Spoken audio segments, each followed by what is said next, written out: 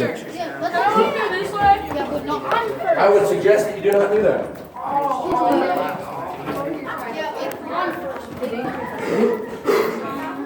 No, you're not. Like, no. What? What is he trying to do? I didn't realize that was last one. Oh boy.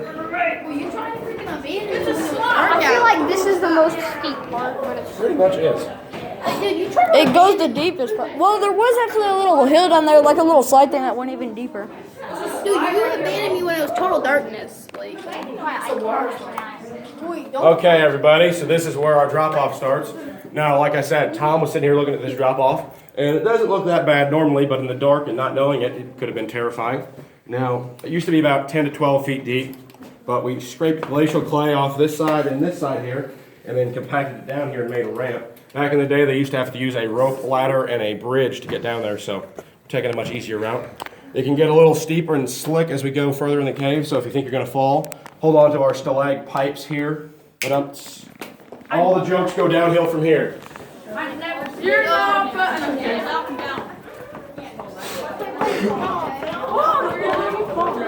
Oh, yeah, where's the room?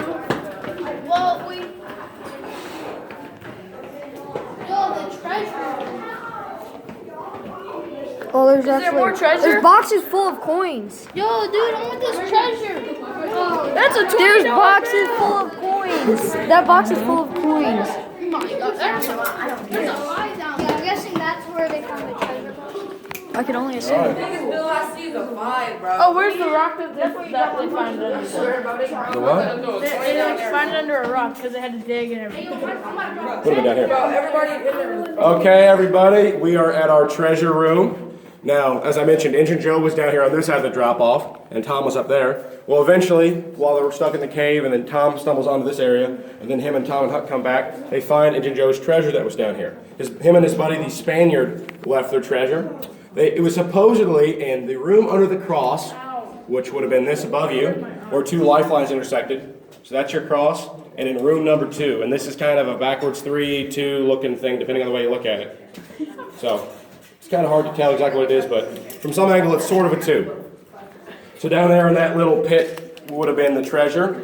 That was about $12,000 of the day, which was roughly $260,000 today. So Tom and Huck were absolutely filthy, stinking rich.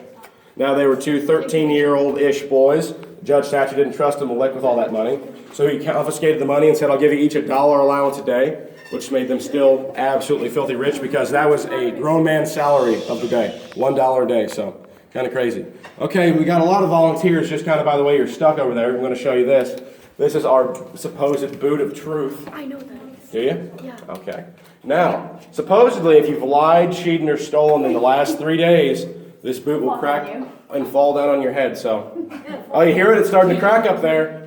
I'm just kidding. Going that way. We had to duct tape it up after the last 2 drip came through. Oh, that's not really, Coincidence? Oh, I don't want your beer. I want to die. You called it. I don't want to die.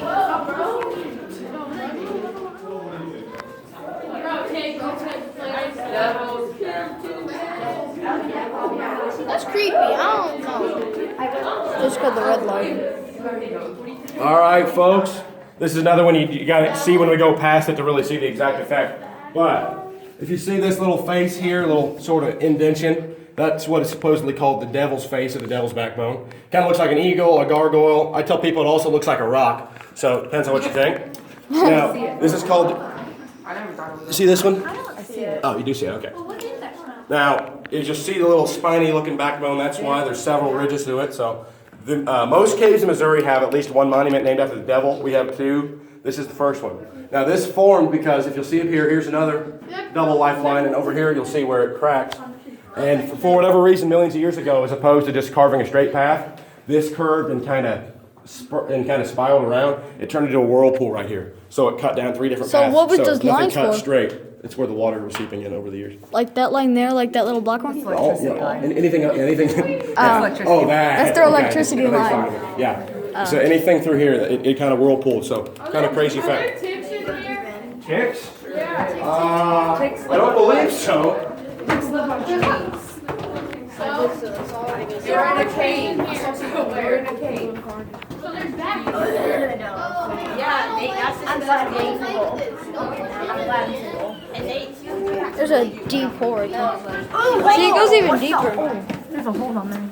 Yeah, it goes really deep. They made a slide one earlier that was slider and tighter than that one. You leave it on open yesterday.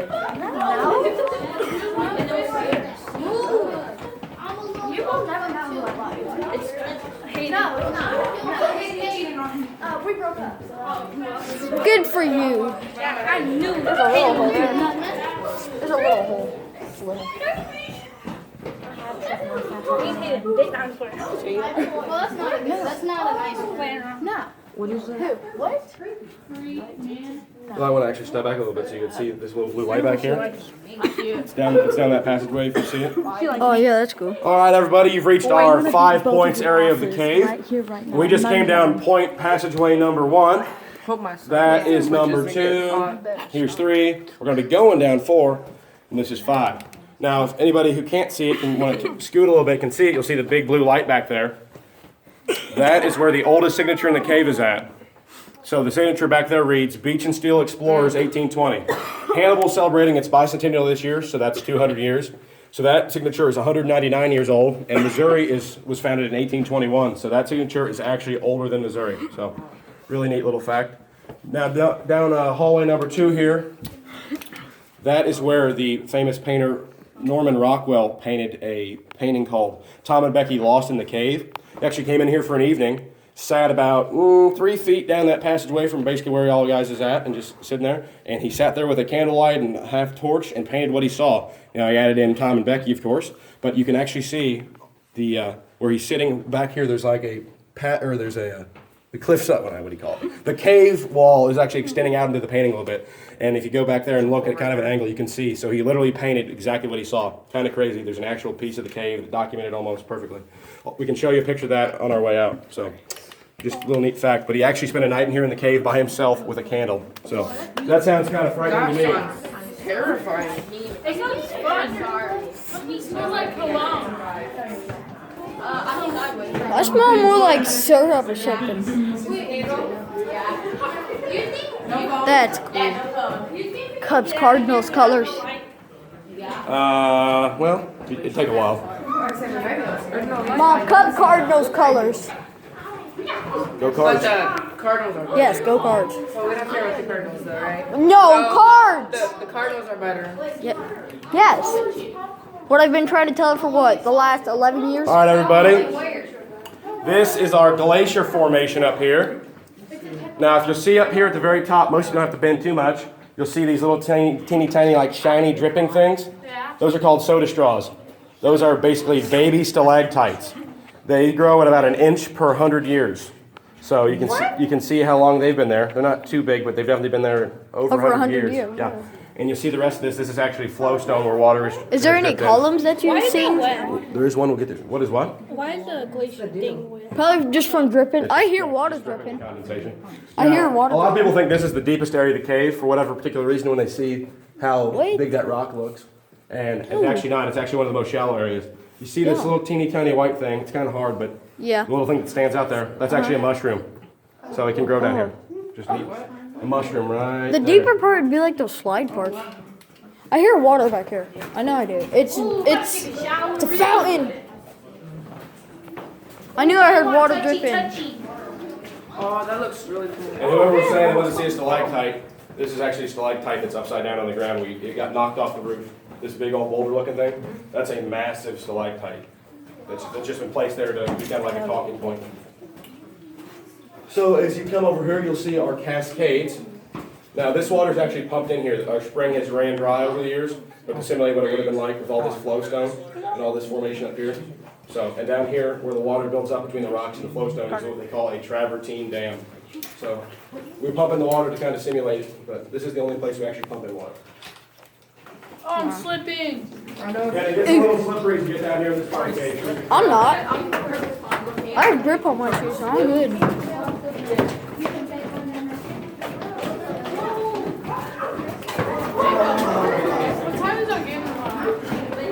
this is the color light I told you about. Look on this side.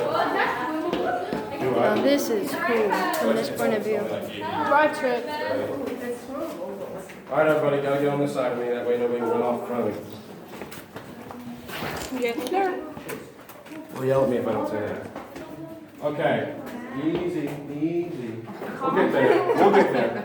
Okay, so this is one of these you kind of got to see as you're walking past. But if everyone kind of takes a half turn, you can see, you'll see a curved dome at the very end of this where the blue light is. And you can see it curves up and then turns into a little spire and comes back as a dome on the other side. It looks just like the Taj Mahal. And right in front of it is an actual natural reflection pool. We did not pump that in. We didn't design that. That was made there. So it's bizarre that the actual dome and that water reflecting pool is actually there looking the same way. So that's the only area in the cave that Mark Twain actually named himself to.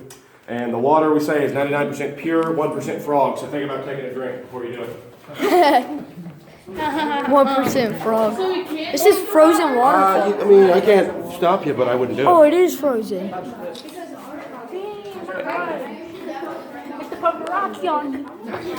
So this is our frozen waterfall. To whoever was asking about the column, here is the column. A column is a unique formation in a cave where a stalactite actually grows down and meets a stalagmite. So they fuse together there.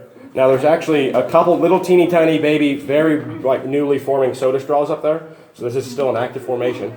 And then you see the flowstone. It looks really neat as it comes down here. It's nice and glassy looking. So that's just kind of neat. And then it There's comes your down here. column. Column's just right there. And on this side is our rainbow grotto. We don't call it the rainbow grotto because of all the pretty LED lights we have attached to it. This is the one area in the cave that you can find all 5 of our naturally occurring minerals in one spot. We got magnesium, onyx, calcite, calcium, and gypsum all right here, represented by each one of these LEDs. And as you walk past here, you'll see a little daylight. We'll see a much better view of it later, but just take a glance at it as you go by. Oh, there's some lime green in there. Well, I'm gonna fall. Like, Nate got me tripping. Oh, It's a little bumpy. Nate. Retard. You seem like you're not even talking. You know, I'm gonna look at the darkness like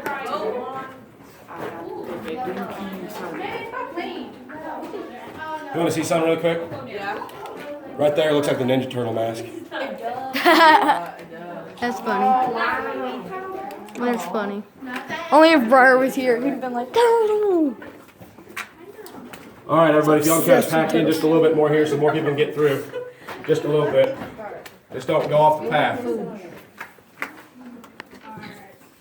All right, how close are we back there? Okay. So, as we're going to walk up here and then we're going to take a left, we're going to go past what is the John East entrance. That was the 1886 entrance. That's way up above the bathrooms. It's dug out. So, John East was our first tour guide. He lived in the meadow across the way here from the cave. And he'd always see people come in here and say how they were scared to get lost or they had got lost. And he was just thinking, sit there thinking, well, I want to be an entrepreneur. Says, I know the area. I'll take them on tours. So on a rainy day, he'd bring them in here and he'd charge them 10 cents. And he'd bring them in for 5 or 6 hours, take them past the same landmark 25 times, and they wouldn't know any different because they couldn't really see. And so he'd just keep them busy all day. Now, on a nice day, he'd bring them in for 5 minutes and still charge them 10 cents. And he'd bring them in and scream bear. Now, nobody knew any better to know that there could have been bears in here. They go out running and screaming, and after 5 minutes, he goes fishing all day. So he may not have been the best tour guide, but he was one heck of a businessman. There's a lot of names That's how up you there. make money. No kidding. Just get 5 cents for I think 5. all the kids are going to be good. Now, for the adults here, we're going past what we call a headache rock in a minute. I call it the rock of many names you can't say on this cave tour, so just watch your head. I love rock climbing, so it'd be good for me to be in a And cave. we're going to hang a left, but on your right, you can take a glance. That's the actual 1886 entrance. You can see a lot more daylight. Hold on. Whoa, whoa. Wow. You can. Yeah, watch your heads, parents. Headache rock.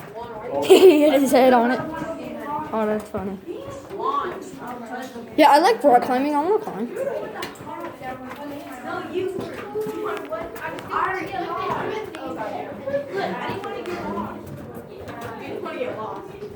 bro. This cave is huge. I know. You know how deep it is underground? Like, damn. That mushroom thing would have been a while, but. What's down in this one? My uncle lives down there. Oh, okay, sure. Good luck with that one. So, uncle. Everybody look as you go past it. Oh, he says just, hi, Bryce. Next thing you know, somebody actually does. Yeah. That'd be pretty cool. And then some random person just pops out the corner. How you doing? How you doing? Okay, I got a task for you when we get up here. I'm gonna need you to go all the way to the end of like, you see this one right here? That's a passageway. There's another one just right down the way. Don't go any further than that. That we're gonna get as many people in a second. We're gonna get as many people in there as we can. All right, everybody, as you walk past it, you're gonna see the Devil's Slide.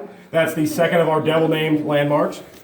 Now, they would call it that because kids would come in wearing their pretty nice clothes, and they'd throw a 5-gallon bucket of water down there and then slide down it in their nice clothes. And so they go home and catch the devil from their mother. And unlike today, they didn't have OxyClean to clean out the clothes.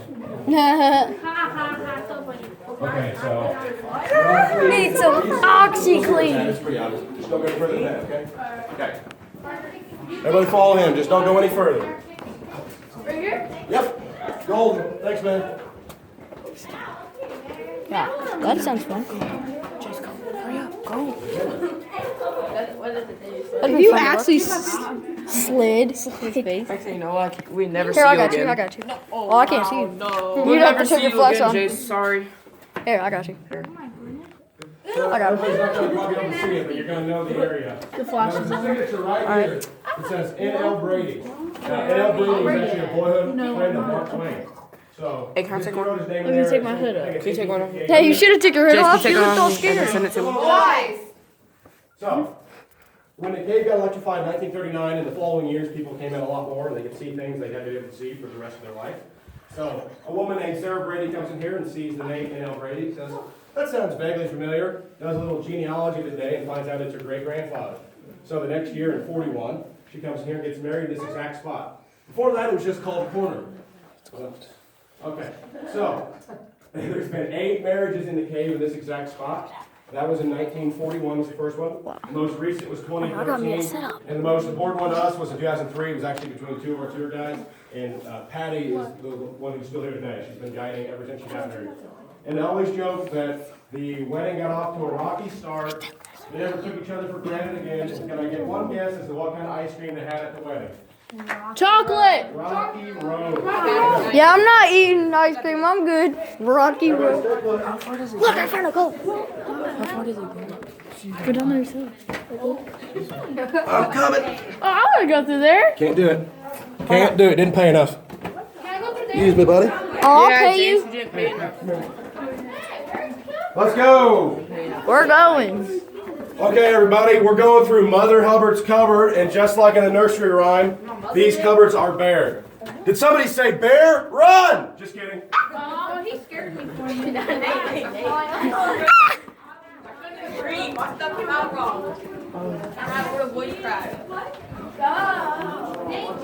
There goes the tunnel I used to walk down.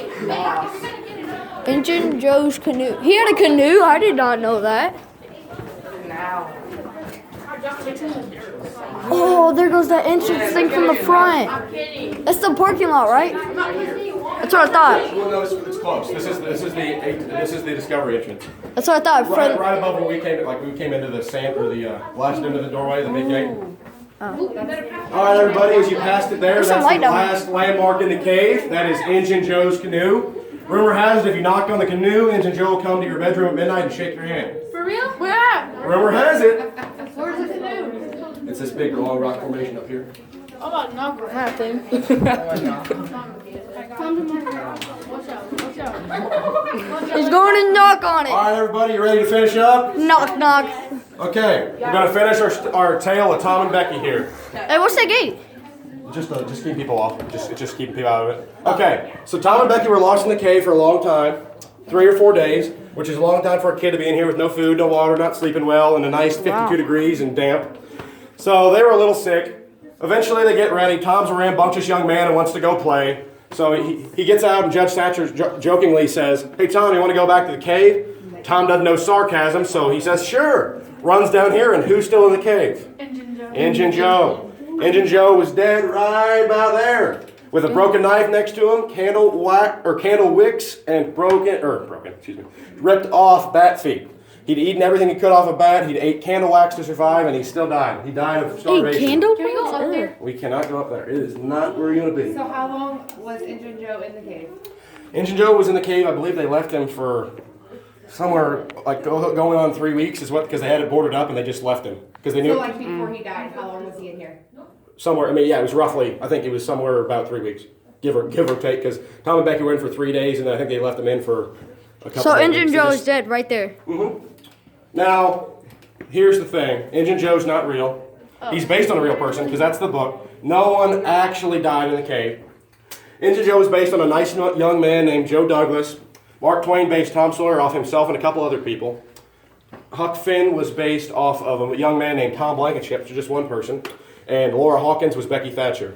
Now, Joe Douglas was half Native American and half African American. He was scalped as a young boy and left for dead. And then he got smallpox at about age 8 or 9. And so he had pit marks all over his face and had to wear a red horsehair wig because he was scalped. So he was an interesting looking fellow. Now he comes back to town many years after Mark Twain had achieved success and says, Mark, why do you write me as such an awful man in your book? He says, well, Joe, here's the thing. You're the ugliest man I've ever seen in my life, and you scared us to death as kids. Naturally, Joe was very upset by this and says, I'm vowing my revenge on you, Mark Twain, just like Engine Joe vowed his revenge on Tom Sawyer, ironically. Mark Twain says, Joe, the only way you can get that is if you outlive me. Now, Mark Twain lived to be 74. He was born and he died with Halley's Comet. And then Engine Joe actually lived to be 103 years old. Well, he's old. He died of a bad batch of pickled pig's feet in perfectly good health otherwise. There's dripping. We like to say that there's no good batch of pickled pig's feet, but it's crazy to think about how long he could have lived because he was in good health. What's There's pickled dripping up pig's there. feet? It's not good. Now everybody, there's a few divots as we go through here, and it gets a little wetter. So just watch your step. Yeah, what? Watch step. Oh man, it's wet. Dang, that's really wet. Oh, see. The floor is really wet. Where's the that wet, Blake? Look at Very wet. It is for somebody to slide easily. What up? Jace, come here. You kind of can't. Oh my gosh, it's slick right here. Oh, I remember this part. This is where we saw the dads last time I came here.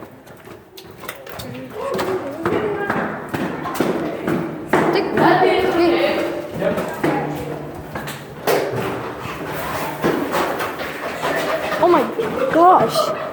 Shoes outside.